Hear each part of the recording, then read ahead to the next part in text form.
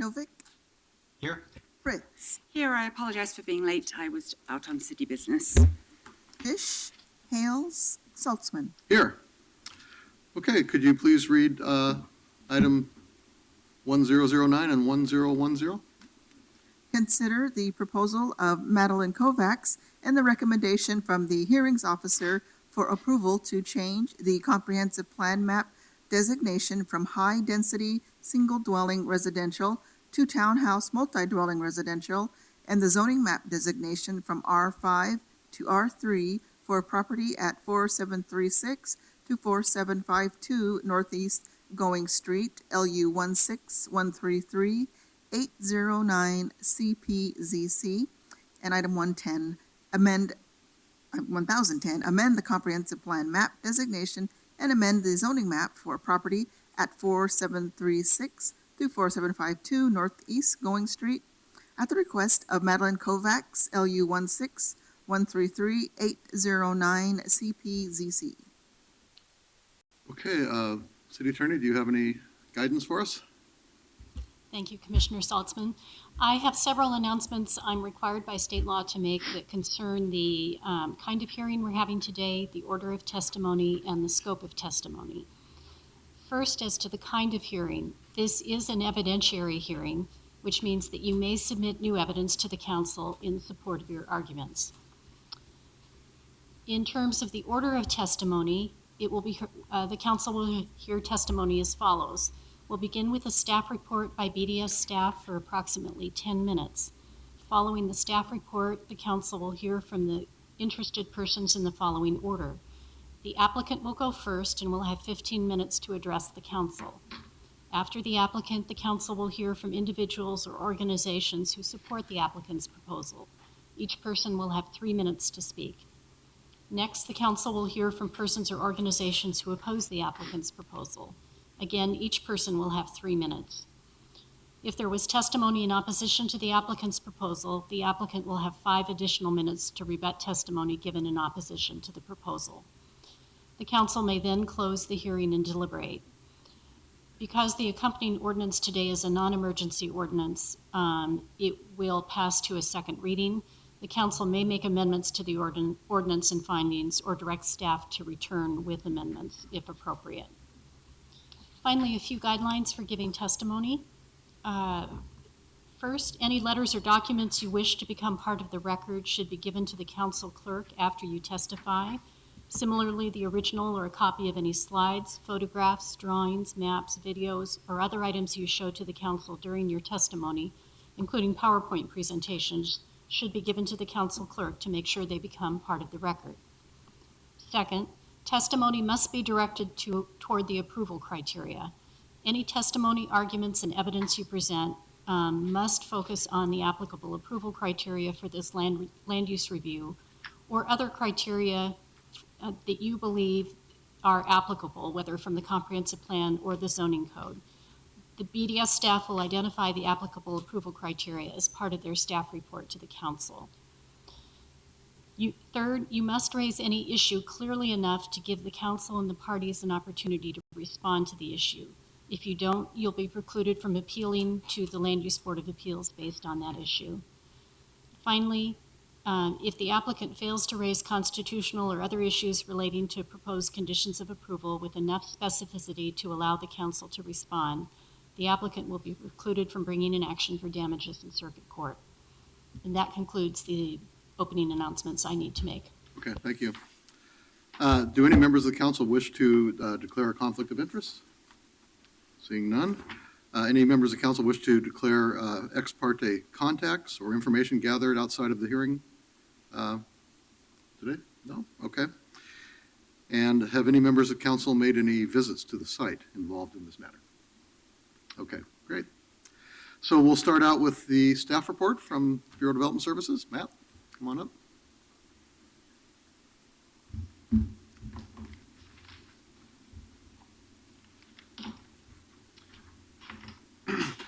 Good afternoon. My name is Matt Wickstrom. I'm with the Bureau of Development Services, Land Use Services section.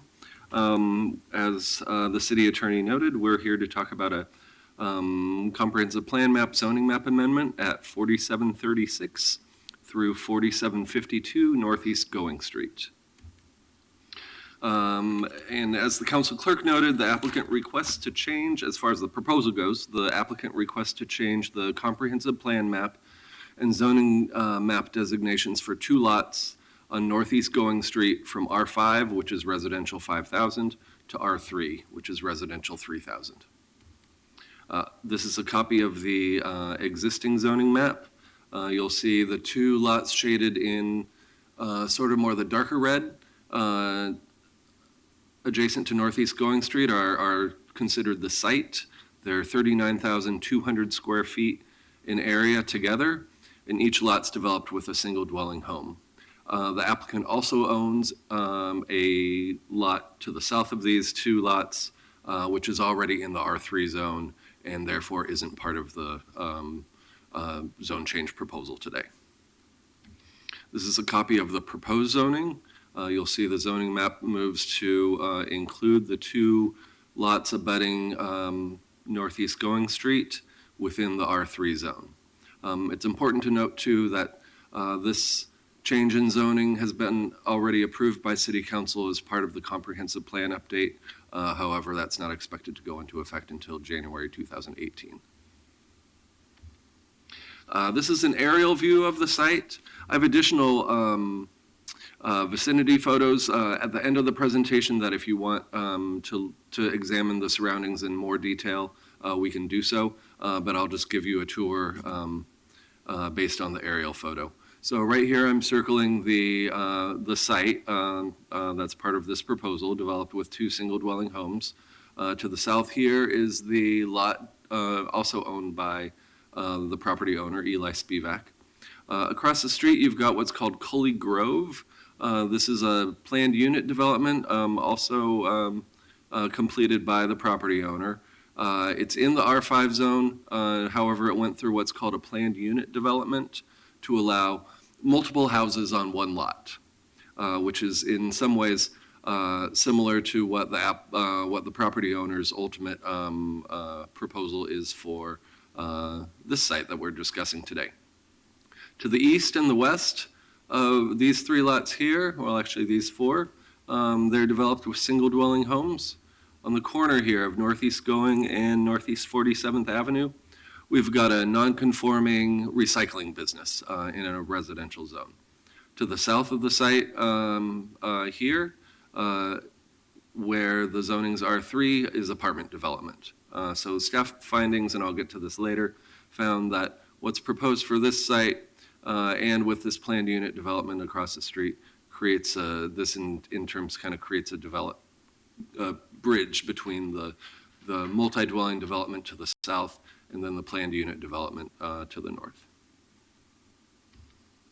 And this is only for illustrative purposes. We're not approving a site plan as part of this review.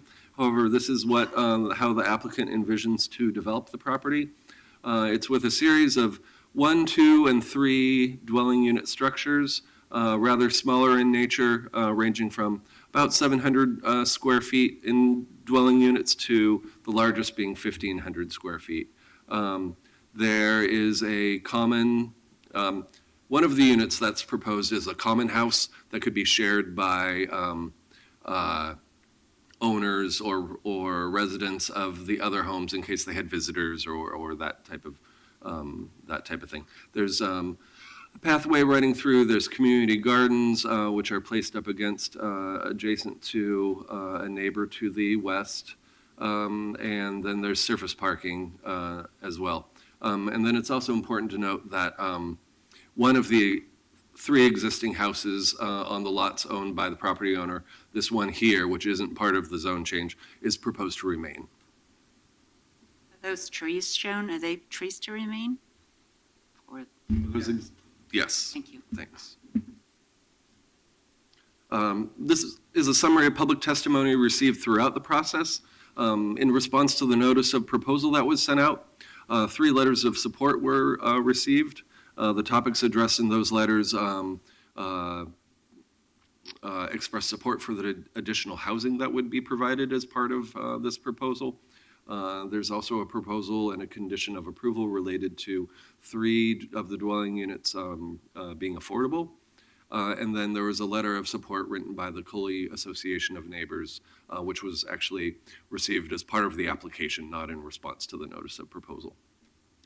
7 letters in opposition were received in response to the notice of proposal. A main theme that ran through those letters was a desire to protect the rural character of this area. And which the one thing to point out about that is the site as it is, and this includes Mr. Spivak's, the other R3 zone lot, which he owns to the south, through a plan development review, could be developed with 18 dwelling units right now. The way he's envisioning developing it would be with 23 dwelling units. So we're not talking a huge departure from what would be allowed by right through a review. There was concerns about parking and whether adequate parking was provided. There were concerns about traffic and notations that the Cully Grove development across the street had increased traffic to an extent. There were statements saying that the property should just be developed under the current zoning without asking for any sort of change. And then there was a concern expressed that the zoning pattern wouldn't be consistent. And then at the June 27th, 2016 public hearing with the hearings officer, testimony of a similar nature was received, both in support and in opposition. The approval criteria for this review are 33-810-050, the comprehensive plan map amendment approval criteria, and then 33-855-050, the zoning map amendment approval criteria. The hearings officer found that the proposal is on balance equally or more supportive of the comprehensive plan. The proposal provides more opportunities for housing and housing types. 3 dwelling units will be affordable, and the proposal is consistent with the transportation policies and objectives, and the overall project is consistent with the surrounding development pattern in the area. As far as the zoning map amendment findings go, the proposal meets the approval criteria for base zone changes. The proposed zoning essentially matches the comprehensive plan designation that's proposed for the site. The water supply and capacity can support the uses that are allowed. Police and fire are capable of supporting the uses allowed. The proposed sanitary waste and stormwater disposal are acceptable to the Bureau of Environmental Services. And the transportation system and facilities are capable of supporting the uses allowed. Just a couple staff notes. Following conversations with the Portland Housing Bureau, the condition of approval related to affordability that was included in the hearings officer's recommendation was modified slightly so that it could be enforced. Carl Dinkelspiel from the Portland Housing Bureau is here if you'd like to talk about that condition more. And over the course of the land use review, the applicant took a different job, and so now Eli Spivak, the property owner, has requested to become the applicant.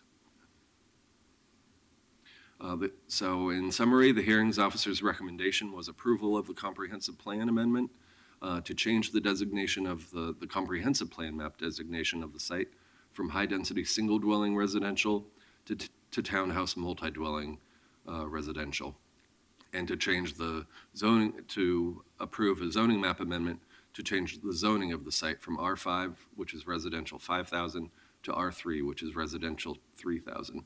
And it's important to note that basically this site is going from one of the most intense single-dwelling residential designations other than R2.5 to the least intense multi-dwelling residential designations. And that's essentially so the applicant can develop the site in the courtyard fashion that he's proposing to. 2 conditions of approval were included. One is that dwelling units on the site are limited to 1, 2, and 3 unit structure types. This is so to ensure that the development pattern is consistent with the surrounding area and that a large single building apartment was not placed upon the site.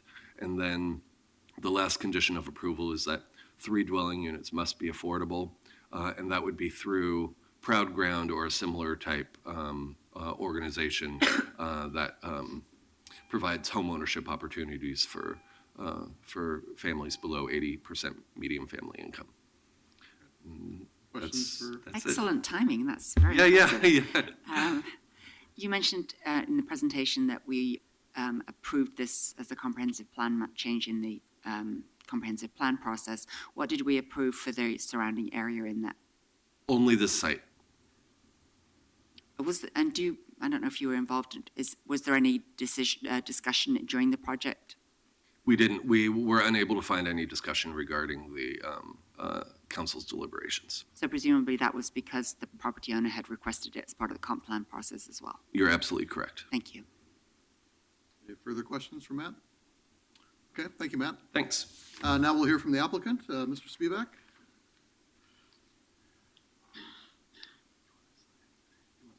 Leave the site plan slide? Did they get to see it too? Yeah, it's on, they have screens. Welcome. If you could just give us your name, and then you have 10 minutes. Thank you. My name is Eli Spivak. I'm the developer of this property. I live across the street at 4757 Northeast Going Street in the Cully Grove community that was mentioned here. It's a development that's about 3 years old. It's a wonderful spot. It was developed through a very difficult plan development process. And as wonderful as it is not affordable. There's 16 homes there, not one first-time home buyer. And the homes sold at $350,000, now they're probably worth $80,000 more than that right now. So my interest has been to try and serve lower-income residents in smaller units. And I was able to purchase one of the properties as part of this development that I was renting in while we were building that development. And came up and was able to get a couple other properties, as you've seen. And this unit mix would have 7 1,500 square foot homes, 4 1,200 square foot homes, 7 800 square foot homes, and 3 640 square foot homes.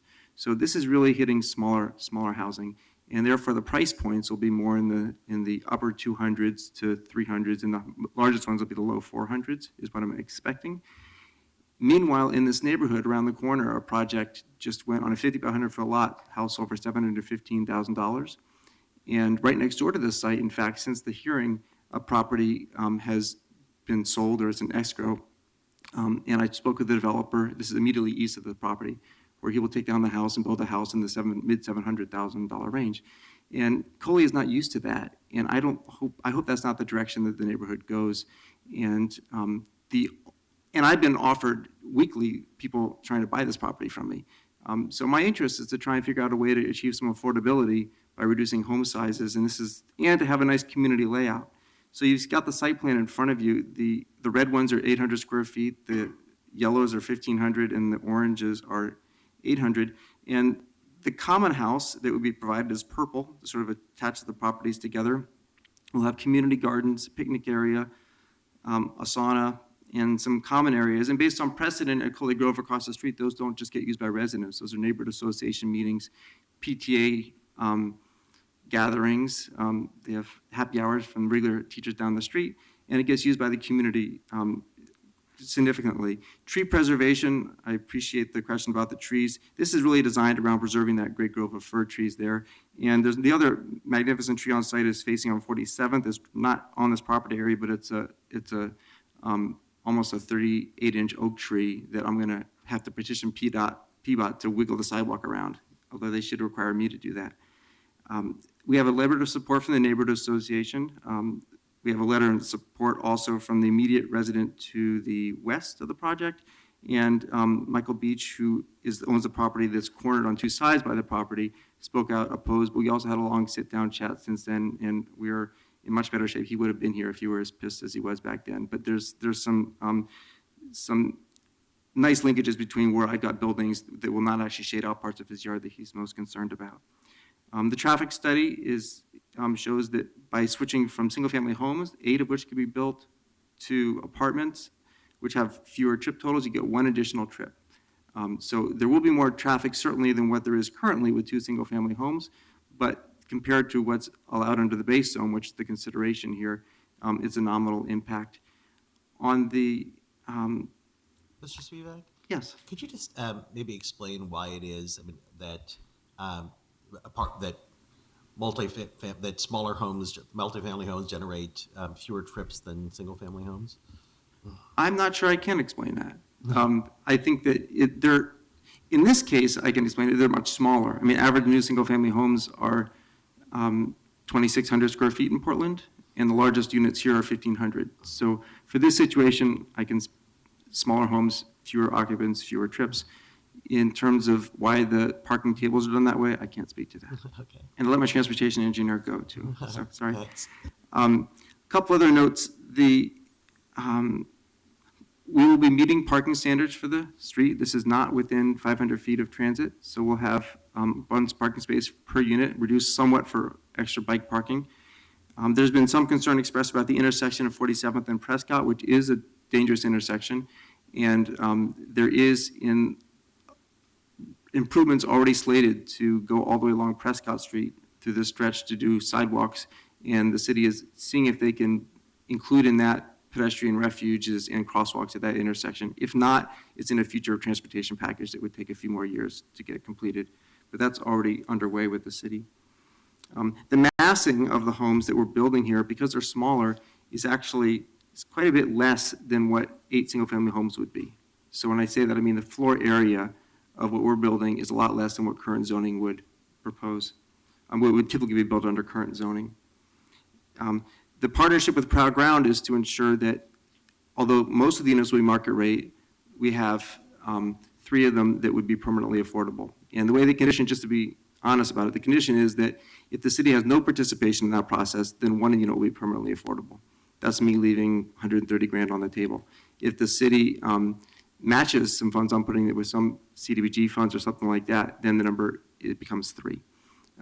So this is my attempt at some voluntary inclusionary zoning on the project, and to make sure that this neighborhood has some, not just units at the 300 range, but some units at the 200, 220 range, which is more affordable and permanently affordable. The standards that the city is supposed to judge us against have to do with the zoning code and the comp plan, and this would provide a higher population density within shooting distance of 42nd. I shouldn't say shooting distance. Easy walking distance of the commercial strip to help vitalize that corridor. And the impact on parking, I think, should be minimal because we're providing so much off-street. That actually makes the site planning fairly challenging. And in terms of transit, although there's no transit right now, the transit line Y is designated to go down Prescott within a half block of this site. I've asked TriMet how long that might take. They say 5+ years, but it's on their master plan map today. And I think that I've got time, but I don't need to take all the time that I've been given. And if I don't see any notes here, I've missed. So one moment here. I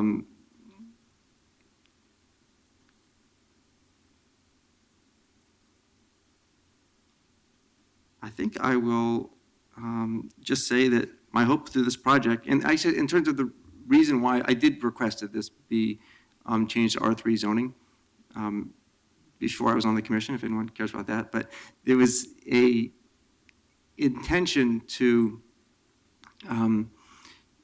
provide the flexibility of layout and to let me do smaller clustered housing. My hope is that going forward, developers would not have to go through this process if they want to build smaller units, and there might be some cottage zoning adopted so you can get smaller units and get a few more of them by right. But this is like the zoning way of achieving that. And I'll leave it at that. Okay, thank you. Questions? So I just wanted to ask, so the 800 square foot homes, is that like a 2-bedroom home or? Yes. And those would be in the 220,000? The 220, those actually will probably be a little over 300. Really? I've got some 640 square footers in there that are the blue ones on your map, little things. They're actually a slightly larger version of what I've built before, and people love that one. And the land trust units are actually more likely to be the smaller 3-bedroom units because it has to do with the way the property tax exemption works, that they can get that for a 3-bedroom unit but not for a 2-bedroom unit. So it's more likely that that's the land trust one. Okay, if no further questions, thank you. Thank you. We'll now hear from supporters of the applicant who wish to testify? Do we have anybody wishing to testify? I show 4 people signed up. The first 3, please come on up, are Cameron Harrington, Jessica Arvalo, and Bruce Nelson. Oh, what's your name? Bruce, okay. So there's just the two. Oh, David Sweet, then? Oh, okay, David. Okay, come on up, and, well, you're. So you each have 3 minutes, and you just need to give us your name, and we'll start with you, Cameron. Thank you, Commissioners. I'm here on behalf of Living Cully. We are very supportive of this proposal primarily because it adds permanently affordable housing in the Cully neighborhood, which is a neighborhood that does not have tax increment financing that can be used to subsidize permanently affordable housing. And so to have a developer that is voluntarily willing to add permanently affordable homes is a great thing in the neighborhood, and we fully support it. Doing so completely supports the anti-displacement and affordable housing goals that Council just adopted in the new comprehensive plan, and also supports the community-defined goals around increasing the neighborhood stock of permanently affordable homes. It's important to point out, however, that this project highlights the limits of affordable housing development without public subsidy. The only way that the developer in this case was able or willing to add permanently affordable homes is through increasing the allowed density with this zone change. And then, as he said, leaving some money on the table and in effect internally subsidizing a lower sales price for a few of those units with the sales price of the market rate units. We would love to see public subsidy or incentives be brought to bear to make this kind of mixed income development more feasible for other developers. We're very supportive of the innovative approval criteria for this zone change of requiring affordable units in exchange for a zone change, and we'd like to see how that can be expanded in other instances where developers are seeking a zone change. And I look forward to working with the council on how public subsidies such as the new construction excise tax and potentially a rethinking of how tax increment financing can be used as an affordable housing funding tool, and how those might be able to support developers such as Mr. Spivak, who would like to contribute to affordable housing development. Thank you. Ma'am, if you could just give us your name, you have 3 minutes. Okay. My name is Jessica Arevalo, and I am a homeowner of Proud Ground, and I am also the cross-cultural community outreach coordinator for the organization. Proud Ground is a nonprofit that helps households of modest means buy homes at affordable prices. We have partnered with Eli Spivak and Orange Plot on a past condo development, and are currently working together on his Mason Street townhome in the Cully neighborhood, where earlier on, Eli committed to making 3 homes permanently affordable. I am here to express our support to include permanently affordable units at the Camp Cully in a neighborhood with limited public funding to support homeownership. This is no easy task, and Eli has truly made an investment and put his money where his mouth is to make affordable homeownership opportunity a reality. He did this first at the Mason Street, and then once again with the planned units at Camp Cully. These homes will create an opportunity for hardworking families from the modest means and for the most diverse neighborhood in the state to become homeowners. And this would not be possible without Eli's financial commitment. At Proud Ground, we work to help families work to prepare families of moderate means for homeownership, especially families of color. These families are coping with a difficult rental environment, and they are under more and more stress with the rising costs and threats of eviction. In fact, we recently completed a research that shows that in 2000 through 2014, rents in the Portland region increased by 79%. And the cost of single-family home increased by 77%. Median family incomes in the area, however, did not keep up with the pace, increasing only 29% during the same period. The report also goes on to document the positive impact of homeownership has on the lives of families, such as anchoring children in the neighborhood schools, improving health and employment outcomes, and increasing community involvement. But these benefits are not enjoyed by many households due to the current market trends. Further, in 2013, only 7.3% of homes sold in the Portland region would have actually been affordable to middle-income households. Of those homes, 34% were actually sold to cash buyers. And so the Portland housing market has left many families behind. Although I am here today mainly to support the permanently affordable units proposed at Camp Cully, would also provide much-needed inventory of smaller homes, even at the market price points. These smaller homes will provide more options for households with more limited purchasing options in the Portland area. Portland desperately needs development like Camp Cully, and Pratt Grant is happy to speak in today's support on this important project. Okay, Thank you. Mr. Sweet, just give us your name, and you have 3 minutes. Thank you. Commissioners, my name is David Sweet, and I'm the Land Use Transportation Chair for the Cully Association of Neighbors. As Matt pointed out, we did write a letter in support of this project. And what's being handed out to you right now is our inclusive Cully policy, which we adopted this spring.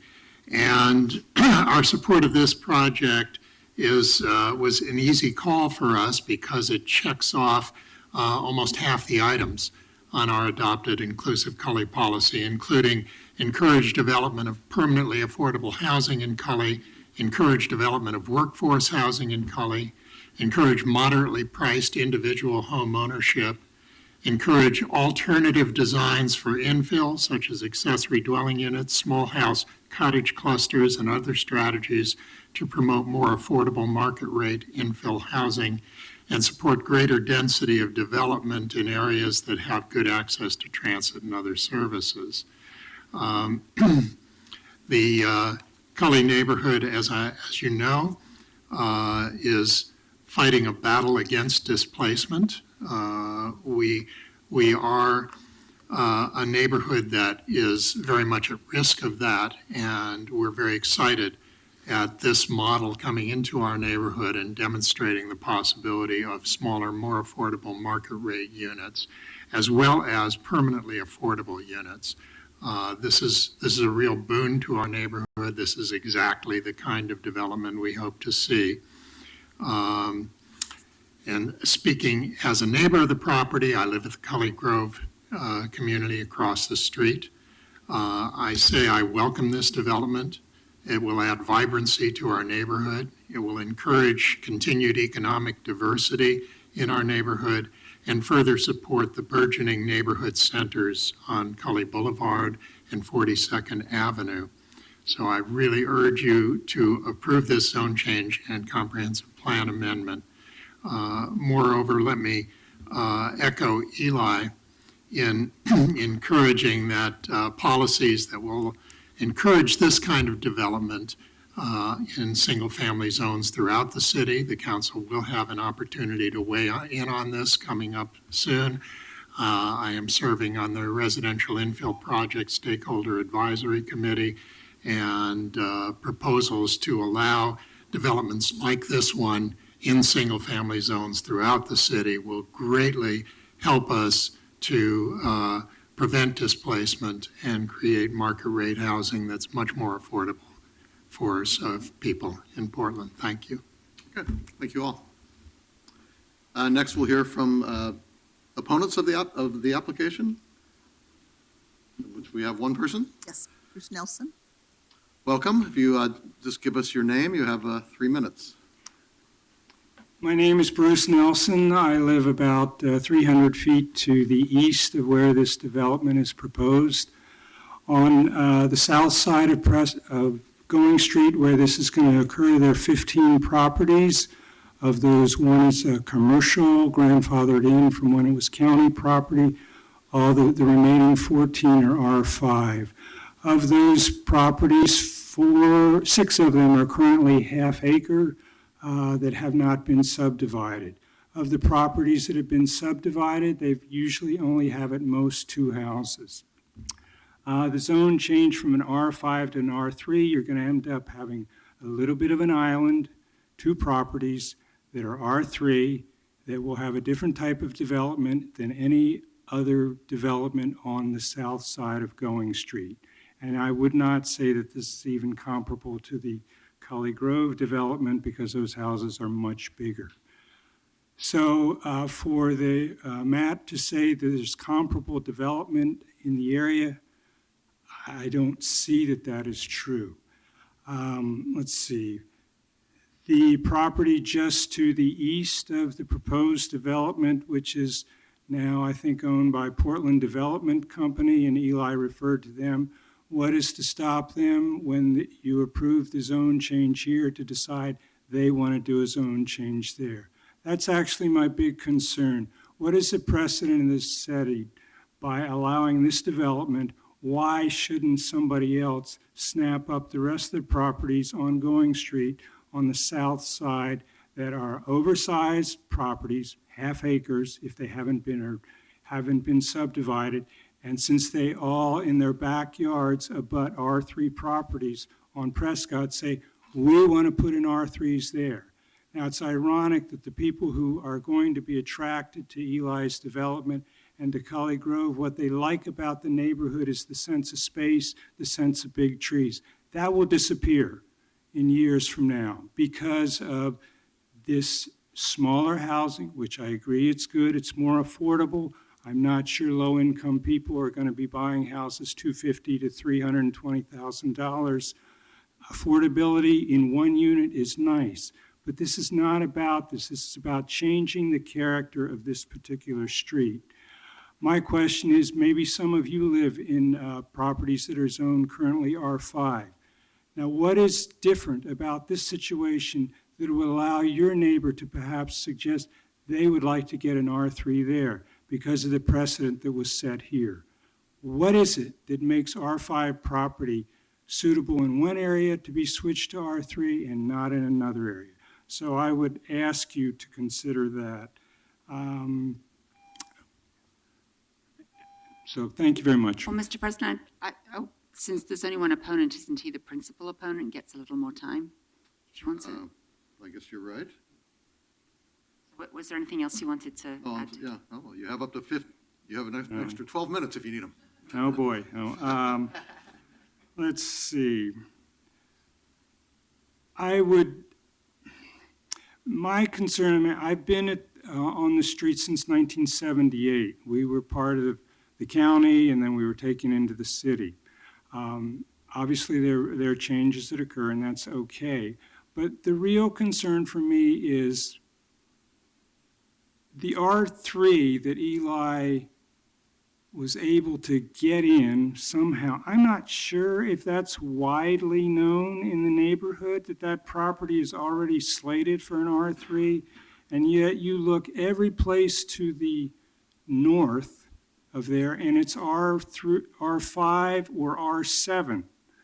And it's weird having an island of R3s in an R5 zone, and I just don't know where you draw the line. I'm not a lawyer, but that is worrisome. It is true, I will be dead by the time this whole Going Street, it's a 5-block strip with no cross streets between 47th and 52nd. My conjecture is that because of the allowance of this R3 here, that opens the door. The next developer may not be as conscientious as Eli is. And they say, well, we want an R3, you gave it to them. So that's my concern. I appreciate the smaller size dwellings. That will be nice for a lot of double income folks who are probably making somewhere between $40,000 and $60,000. That's not low-income folks. So the neighborhood is changing. I admit it. I still love the neighborhood, but I don't understand why you're allowing an R3 there. I really don't allow that. That's all I have. Thank you. Thank you. Okay, the applicant is entitled to a 5-minute rebuttal.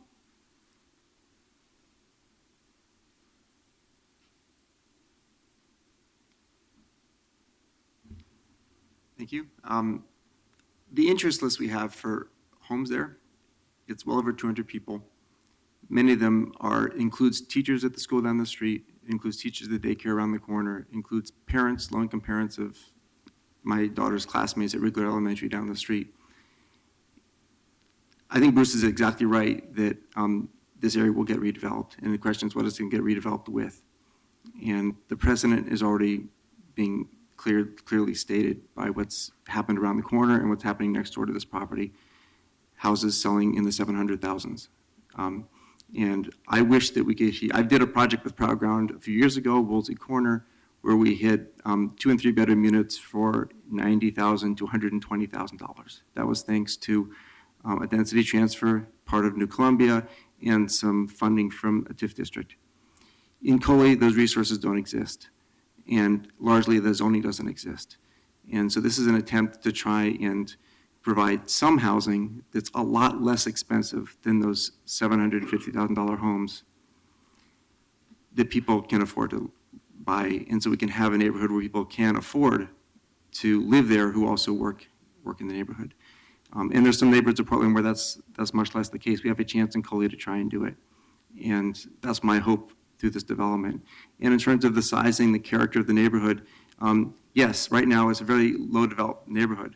But if you look at what can be built under current zoning on that site, it's 2,600 square foot average size homes. That's a lot more square footage than what I'm proposing here. And the question we have is what kind of income distribution we're going to have on the street. I mean, the house size is the total floor area of building is very similar between R5 and R3. I mean, and what I'm doing is actually less, but I think that in terms of the precedent, it's kind of a fair question. It's not easy going through a zone change comp plan process. I'm doing that because I'm impatient. I don't want to wait till the city gets around to doing the comp plan in however many years that is. And also because I've got a whole acre here. There's some efficiencies of scales of going through this process. I know that the developer who's going to pick up a third of an acre site is not going to go through this process to seek a comp plan zone change. And so I think that there's little to fear about people taking this precedent to redevelop the side of the street. I think there's a greater thing to fear about these properties being snapped up and being built out with $700,000 homes that are not affordable to anyone not many people who live in the neighborhood. So I will leave it at that. Thank you. I have a question. Are there sidewalks on the frontage of your property on both streets? There are no, and we will be required to do half-street improvements on Going Street. It'll be a full half-street improvement. Well, it's not subject to this review, but around the corner on 47th, there's already a curb, so we'll have to do a sidewalk in addition to it. And at Coley Grove, across the street from this, we already did do sidewalks, half-street improvements, and curb. And we'll have to mimic that on this side of the street. So it won't get waived with the problem street.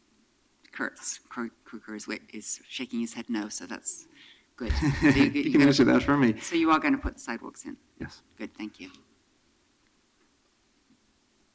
Okay, thank you. Any further questions for staff? So Catherine, I just want to check, did we vote on the hearings officer recommendation today and then the zone change next second reading, or do we vote on both of them at a subsequent date? I think it makes the most sense to vote on them together to carry them both forward to the second reading of the ordinance and vote on them both at the same time, because the hearings officer's recommendation constitutes the findings to support the zone change ordinance. Okay, but the evidentiary record is now closed? Yes, as you of can end of close the June? evidentiary record. Okay, and do we need to set a special date for the second readings, or can they just go to next week?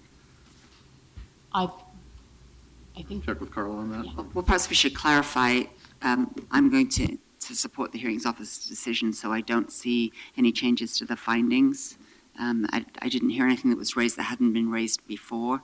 And the reason I'm going to support it is because of the specific site, having had a lot of discussion, and I think the site plan does look very attractive, even though however many units there are, there's a lot of open space. They're keeping the trees, and they've got the common areas and the parking, which is adequate in my opinion. In fact, I'd love to see it. So I really appreciate your concerns, Mr. Nelson.